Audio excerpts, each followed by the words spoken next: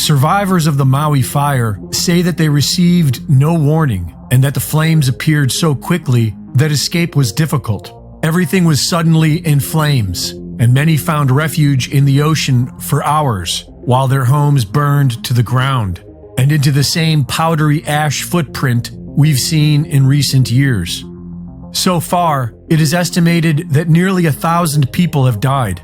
Locals are worried this includes hundreds of children who were home due to school being canceled that day. Several people are reporting that the government is not only doing little to help, but they are blocking local efforts to do so and are not allowing local donations through, and that they are blocking life-saving medicine because it isn't federally approved. Denying people access to bring in supplies, just supplies for people to live. The government withholding every single one of our donations because we are not a part of FEMA and Red Cross.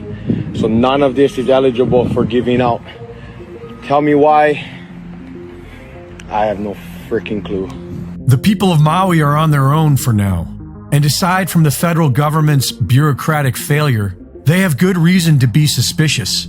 Just like what we saw 5 years ago in Paradise, California, there was nothing normal about these fires. Within a day of burning, it was like a bomb went off. When you see the full extent of the destruction of Lahaina, it will shock you. It does appear like a bomb and fire went off, if I may. And all of those buildings virtually are going to have to be rebuilt. It will be a new Lahaina. Local residents have been reporting bright flashes of light. One was captured by a home security camera that appears to have been the start of the Olinda fire. Many people are saying that it was directed energy weapons. We know that most major governments already have them, and during the California fires, online weather maps recorded what looks like a laser from above, striking an area just before it bursts into flames. In his research, Dennis Mills discovered that the incendiary aluminum and barium nanodust from chemtrails is most likely fueling the ferocity of today's so-called super wildfires. And on the day before the Maui fires broke out, locals were reporting a heavy overcast from chemtrailing that they'd never seen before. It's also interesting to note that the Maui police chief was the incident commander for the Las Vegas mass shooting in 2017.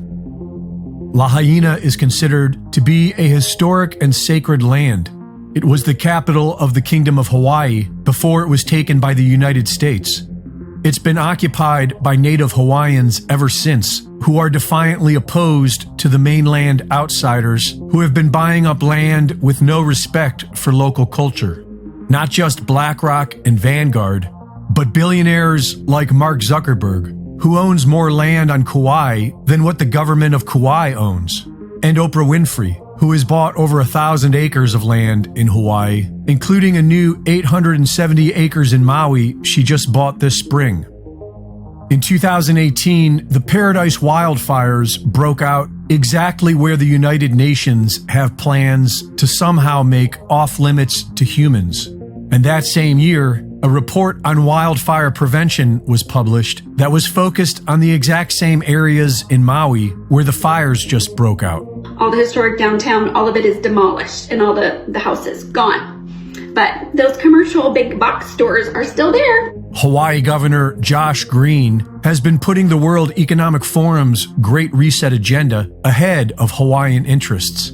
Just weeks before the fire, he unveiled an emergency proclamation on housing that eliminates the traditional Land Use Commission, allowing the government more leeway to build as they see fit, such as building 15-minute smart cities run by artificial intelligence, just like they've been planning to do in Hawaii for years. At some point, I will make a major donation after all of the smoke and ashes have settled here and we figure out what the rebuilding is going to look like. This is going to be a long and difficult process. You're going to see a lot of Phoenix stories rising.